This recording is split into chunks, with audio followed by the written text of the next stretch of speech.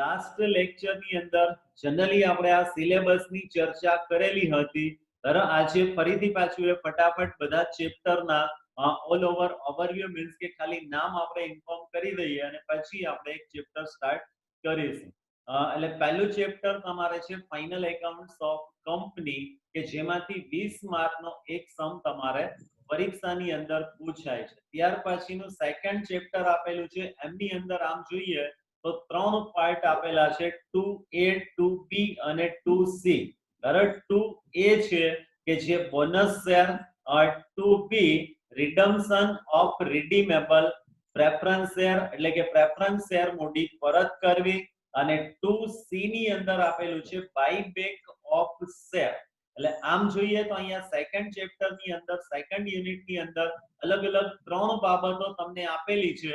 એમાંથી તમારા સિલેબસ ની અંદર જનરલી એક જ ચેપ્ટર છે 2B redemption of redeemable preference share, એટલે 2A અને 2C એ જનરલી થિયરિકલ વ્યૂ પોઈન્ટ થી ખાલી માત્ર આપેલું છે. એમની બી આપણે સમયાંતરે ચર્ચા કરીશું.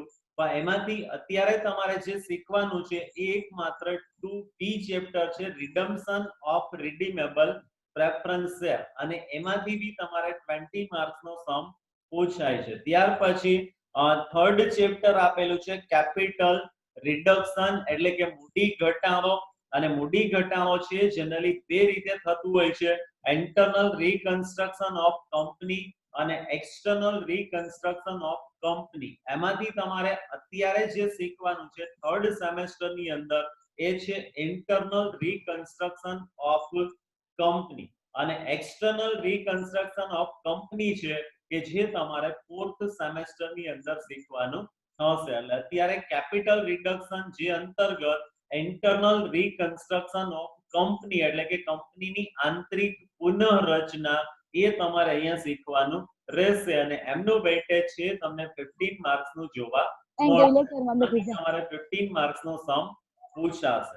અને લાસ્ટ ચેપ્ટર આપેલું છે અકાઉન્ટ્સ ઓફ અંડરરાઇટિંગ કમિશન, કે જેની બી આપણે થોડી ઘણી ચર્ચા લાસ્ટ સેશન ની અંદર કરેલી હતી કે જ્યારે કોઈ કંપની છે નવા શેર ઇસ્યુ કરે છે અથવા તો કોઈ નવી જ કંપની શરૂ થતી હોય તો એના માટે જનરલી કંપની ધારાની અંદર એક એવી જોગવાઈ કરવામાં આવેલી છે કે કંપનીએ જેટલા શેર ઇસ્યુ કરેલા હશે એમના મિનિમમ 19% જેટલું સબસ્ક્રિપ્શન થવું જોઈએ.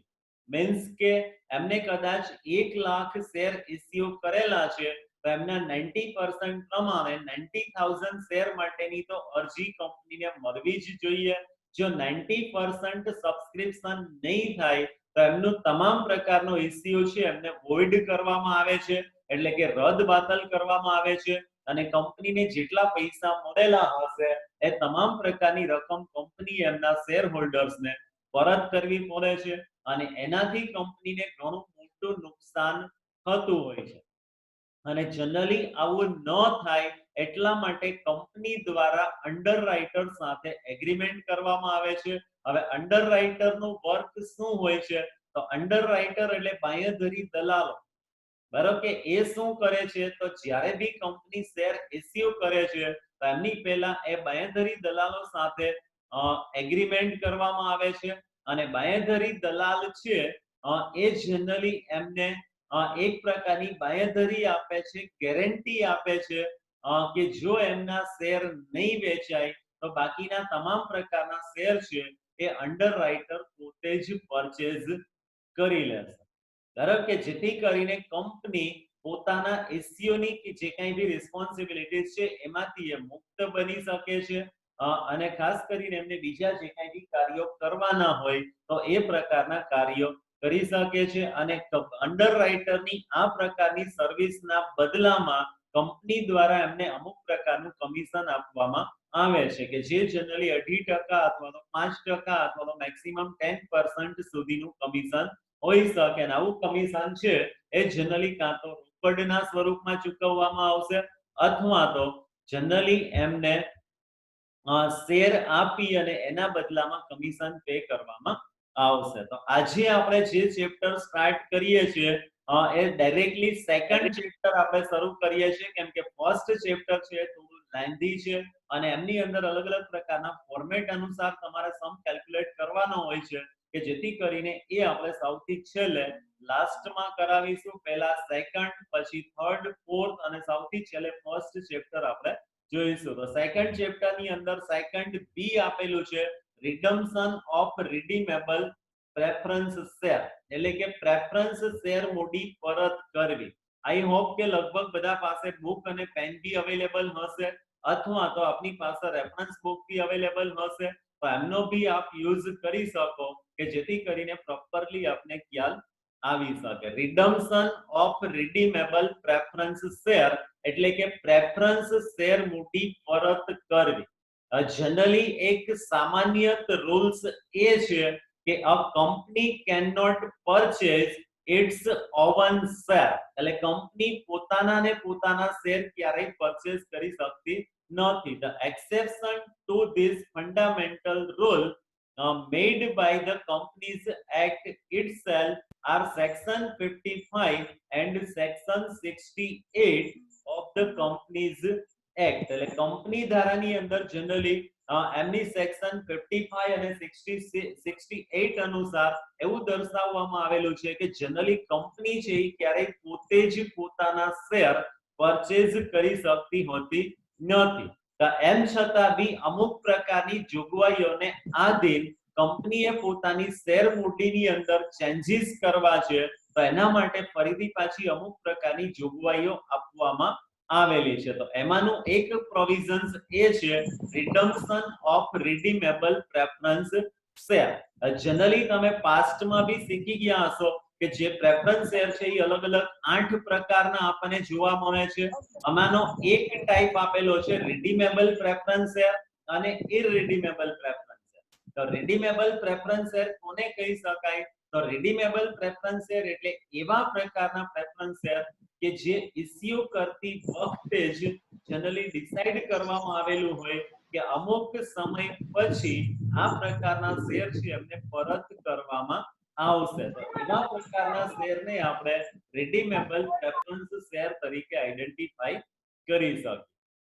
તો જનરલી રિડીમેબલ પ્રેફરન્સ શેર છે એમની રકમ કંપનીએ અમુક સમય મર્યાદા પછી રિડીમ કરવાની હોય છે, એટલે કે પરત કરવાની હોય છે અને એ જનરલી રિડીમેબલ પ્રેફરન્સ શેર પરત કરવા માટે કંપની ધારાની અલગ અલગ પ્રકારની જોગવાઈઓ આપવામાં આવેલી છે. The provision of Companies Act for redemption of redeemable preference share, એટલે redeemable preference share મૂડી પરત કરવા માટે કંપની ધારાની જે અલગ અલગ પ્રકારની જોગવાઈઓ આપવામાં આવેલી છે એ બેઝિકલી જોગવાઈઓ શીખવી ખૂબ જ આવશ્યક હોય છે અને એમાંથી બેઝિકલી જે 3 જોગવાઈઓ એવી છે કે જેનો યુઝ છે તમારે દરેકે દરેક સમની અંદર કરવાનો થશે. તો આ જોગવાઈઓ કઈ કઈ છે? આની અંદર સૌથી પહેલો પોઈન્ટ એ આપેલો છે fully paid up preference share only can be redeemed, એટલે જે પ્રેફરન્સ શેર મૂડી પરત કરવાની છે તો એનું સૌથી પહેલી બાબત તો આપણે એ જોવાની છે કે એ પ્રેફરન્સ શેર છે એ fully paid up હોવા જોઈએ. જો partly paid up શેર હશે મીન્સ કે 100 રૂપિયાનો શેર હોય અને એના ઉપર 80 રૂપિયા ભરપાઈ થયેલા છે, બાકીની રકમ હજુ મંગાવવાની બાકી છે, તો એવા પ્રકારના શેર છે એમને તમે ડાયરેક્ટલી રિડીમ કરી શકતા નથી. એટલે પાર્ટલી પેઇડ અપ શેર હશે એમને આપણે ડાયરેક્ટલી રિડીમ કરી શકતા નથી. જે ફૂલી પેઇડ અપ હશે એવા પ્રકારના શેરને તમે રિડીમ કરી શકો એટલે કે પરત કરી શકો. તો પાર્ટલી પેઇડ અપ શેર છે અને સૌથી પહેલા તો પેઇડ અપ કરવા પડશે, એટલે બાકીના હપ્તાની રકમ છે એ સૌથી પહેલા તમે મંગાવી અને એને ફૂલી પેઇડ અપ કરશો અને ત્યાર પછી જનરલી આ પ્રકારના શેર છે એમને રિડીમ કરવામાં આવશે. એટલે પહેલી જોગવાઈ ખાસ યાદ રાખો છો કે જે પાર્ટલી પેઇડ અપ શેર હશે એ રિડીમ કરી શકાતા નથી. એટલે જે શેર મૂડી તમારે પરત કરવાની છે એ ફૂલી પેઇડ અપ હોવી જોઈએ અને જો ફૂલી પેઇડ અપ નથી, પાર્ટલી પેઇડ અપ હશે તો બાકી હપ્તાની રકમ મંગાવી અને સૌથી પહેલા તો એને ફૂલી પેઇડ અપ કરવા પડશે અને ત્યાર પછી જ એ પ્રકારના શેર છે એમને આપણે પરત કરી શકીએ. Then નેક્સ્ટ પોઈન્ટ એ આપેલો છે, એટલે અત્યારે તમને શોર્ટમાં ખાલી જે બેઝિકલી 3 મુદ્દા તમારે ધ્યાનમાં રાખવાના છે એ સમજાવી દઉં છું. પહેલો મુદ્દો એ છે કે જે પ્રેફરન્સ શેર મૂડી પરત કરવાની છે એ ફુલ્લી પેડ અપ હોવી જોઈએ. સેકન્ડ વન ઇઝ જે પ્રેફરન્સ શેર તમે પરત કરવા માંગો છો તો એના માટે જે રકમ પરત કરવાની હશે એમની વ્યવસ્થા ક્યાંથી અને કેવી રીતે કરવામાં આવશે. તો એના માટે જનરલી કંપની ધારાની અંદર એ આપવામાં આવેલું છે કે જનરલી જે શેર મૂડી તમે પરત કરવા માંગો છો તો એના માટે તમારી પાસે અવેલેબલ એટલું બેલેન્સ કાં તો હોવું જોઈએ અથવા તો લાસ્ટ યરના પ્રોફિટ એન્ડ લોસ એકાઉન્ટની બેલેન્સ તમારી પાસે હોવી જોઈએ અથવા તો રિઝર્વ ફંડ તમારી પાસે હોવું જોઈએ.